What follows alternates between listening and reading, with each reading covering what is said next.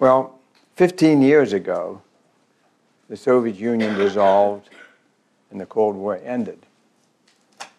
And there was then the potential for the United States and the newly formed Russia to become friends after decades of hostility. And there was also a potential to make MAD, mutual assured destruction, go away.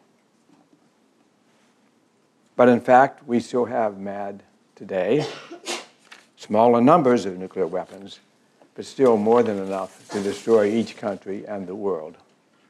In addition to that, many of our nuclear weapons are still on high alert.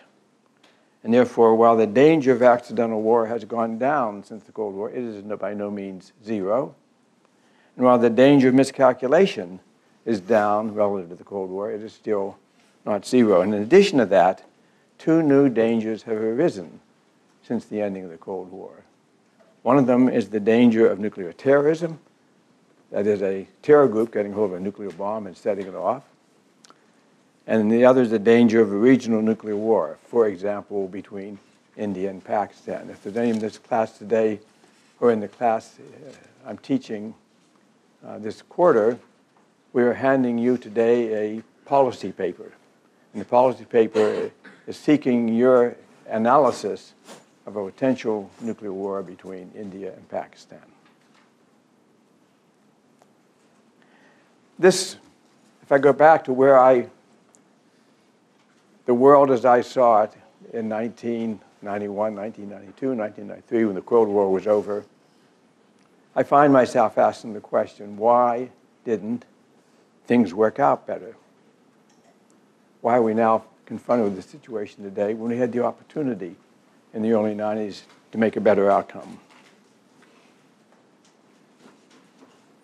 And to understand that, we have to understand what happened in Russia after the Soviet Union broke up.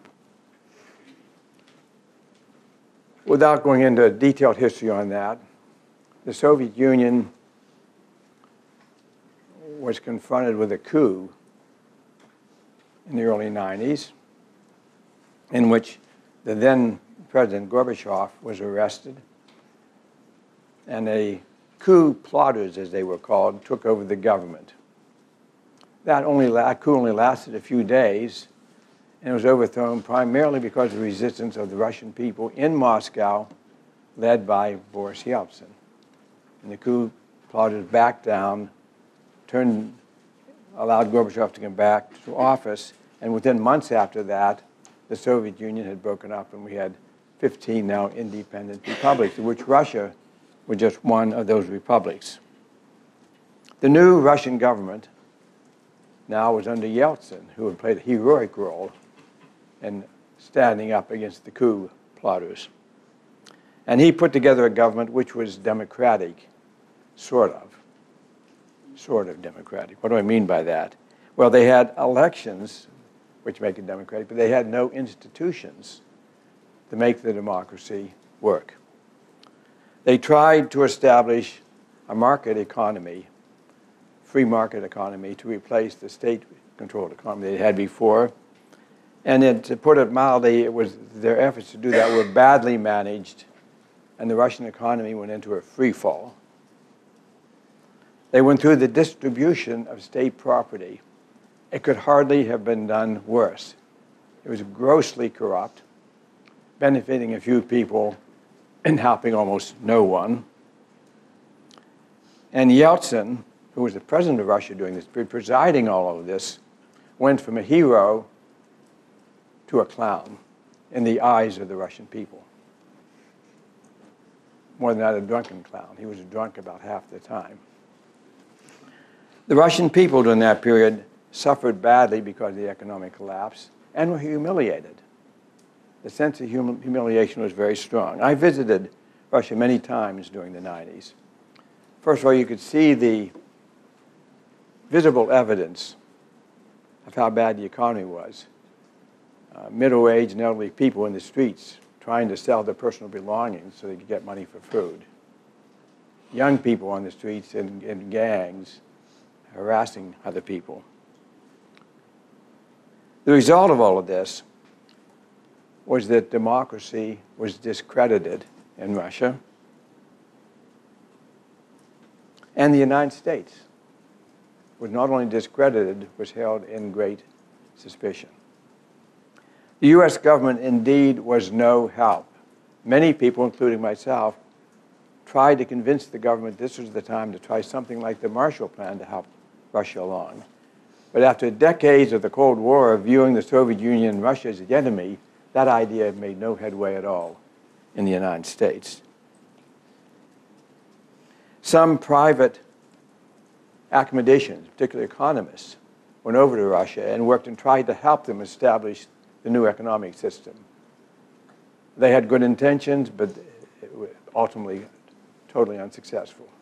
So the net of all of this was in Russia, the United States was blamed for not helping, which I think was fair. We didn't help when we could have. But more than that, many Russians believed that the United States deliberately pushed Russia down, kicked them when they were down, so to speak. And that was not fair. That did not really happen. So that was what got us through the Cold War up to the end of the 90s. And then Yeltsin, Vladimir Putin took office. Yeltsin sort of handed him the office for reasons nobody quite understands. But then Putin took office, and he offered a bargain to the Russians.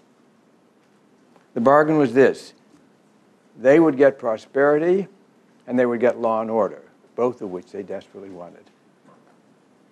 In return for that, they would give up their rights. Now, I'm grossly oversimplifying a complicated situation, but that was basically the trade-off, which the people in general accepted.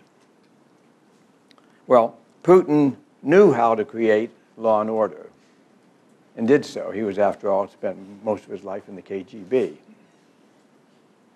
But he did not know how to create prosperity, and to my judgment, still does not. But Putin and Russia caught a break. And the break was oil, at about that time, went up to about $100 a barrel. Now, the Russian economy then and now is driven very largely by oil and natural gas. And so when those prices went zooming up, Russia became a prosperous nation. Almost overnight, from a nation that was suffering economically to a nation that was prosperous. That prosperity kept the government in power. It's been in power ever since then. But the government did nothing to prepare for the contingency of oil prices dropping again. In other words, Russia has become a petrostate in the same sense that Nigeria is a petrostate. The whole economy is driven by the price of oil. Now, they could have used this period of wealth to diversify, to build up other economies. They did not. Of all the petrostates in the world, Russia simply followed that tradition. The only exception that I know of is Norway, which took their petro wealth and made very good use of it for the long-term benefits of the people. In the meantime, Putin maintained internal security with an iron hand whenever that iron hand was needed. For external security, Putin considered he lived in a bad neighborhood. I mean, they're surrounded by many, many countries, and he had a certain paranoia about China and the United States. And to face the security issues he saw, he had conventional military forces, which I believe, and I think he believed too, are ill-equipped and ill-trained. To this day, ill-equipped and ill-trained. So Putin went on an increasing dependence on nuclear weapons. So that takes me up to nearly today now.